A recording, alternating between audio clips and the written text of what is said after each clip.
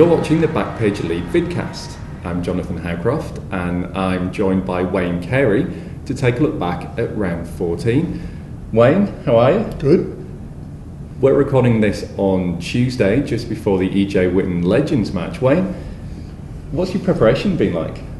Not like a normal preparation. Back when I played, I just had some rice and some beef, pretty casual. I'm here doing BackPageLead, so not quite the same preparation as what I used to have, but no, it should be a bit of fun tonight. It is a bit of a jolly. Is there any former players or celebrities that you're really looking forward to catching up with tonight?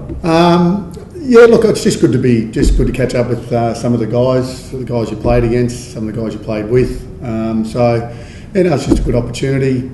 It's for a good cause, obviously, and the boys go and catch up after and have a couple of quiet beers, and it's all in all a good night. I'll pick your brains about some of that next week, I think. Yep. Looking back to round 14, the stand-up game was probably Friday night, Hawthorn and Carlton.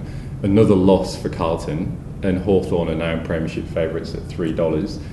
Where do you see things going with the Blues from here? Oh look, Hawthorn were very good. We thought they'd win. Carlton have obviously got a few key players out, and I think I've said before that their best 22 is very good, but they just don't go as deep as a couple of other sides.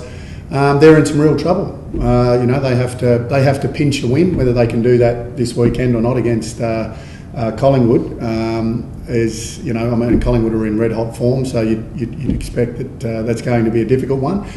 In saying that, the Blues have been very competitive, I think, in the last few weeks. I mean, they went over to West Coast, they took it up to them, and I think they were competitive again on the weekend. So, they're trying. At the moment, they just haven't got the cattle. They haven't got the players to match it with the better sides. Unfortunately, they're coming up. They've just had that run where they're coming up against the better side. So they've just got to hang in there. It's mathematically they're still able to make the 8. And I think the fact that it is so close. Not only the top. There's a race for the top 4 of about 6 sides. There's about 6 sides racing for that bottom 4, all very even. I mean, who would have thought the Kangaroos are in the 8? I mean, they were putrid a few weeks ago against Hawthorn. Got absolutely flogged in Hobart, and since then have been pretty good, and they sit in 8th position. I mean, can you believe it? It's just been an amazing year. Let's have a talk about the Kangaroos. What is it? What have they done? What have they done in recent weeks to turn around what has been quite a disappointing season? Oh look, I can't probably put my finger on any one thing. I think what's been pleasing though about the last few weeks is, Drew Petrie's found a little bit of form again, which is great.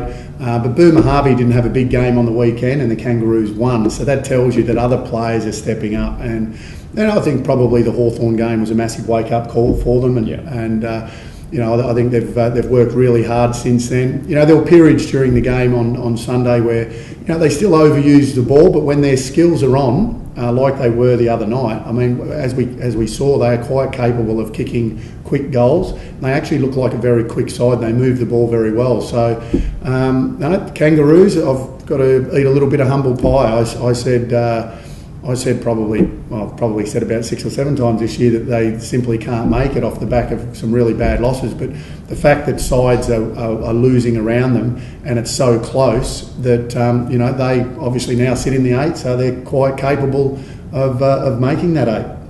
The side setting the pace remains Collingwood, and their heartbeat is Dane Swan, who I know you know very well. He's not going bad for a fat lad, is he?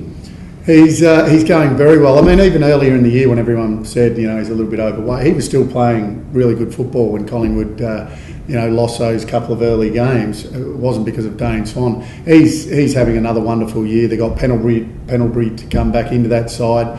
Collingwood are travelling very nicely.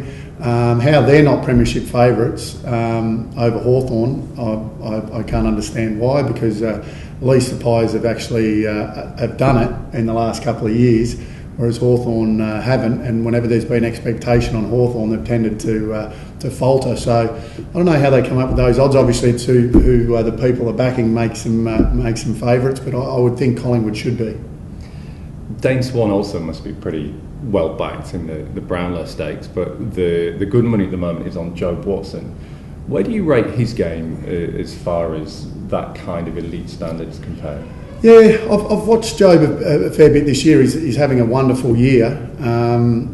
Yeah, look, I think he's right up there, obviously, with the elite on ballers now, and I think he has been for a number of years. But what I've liked about his game, like a number of players, like Swan, he's kicking goals. He's going forward and he's kicking goals. He kicked 3 again on the weekend.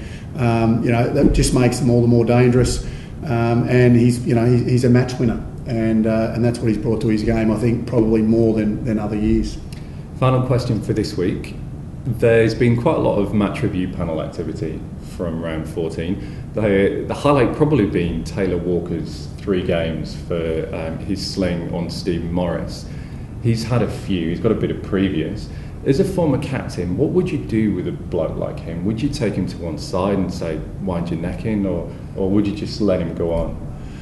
That was probably the most confusing issue over the weekend. The fact that he got a free kick from that tackle. So the umpire was right there and deemed that to be a fair tackle, gets a free kick, kicks a goal. And then the match review panel has a look at it and he gets 3 weeks. I mean, players are a little confused. I thought the tackle was dangerous. And he has been treading a fine line. I don't mind that. I don't mind players that tread that fine line. I think you need a little bit of that, certainly to win a premiership. So he's got a little bit of that mongrel, which isn't a bad thing. We obviously don't want to see anyone injured, and I thought that was a little dangerous. 3 weeks might be a little bit harsh.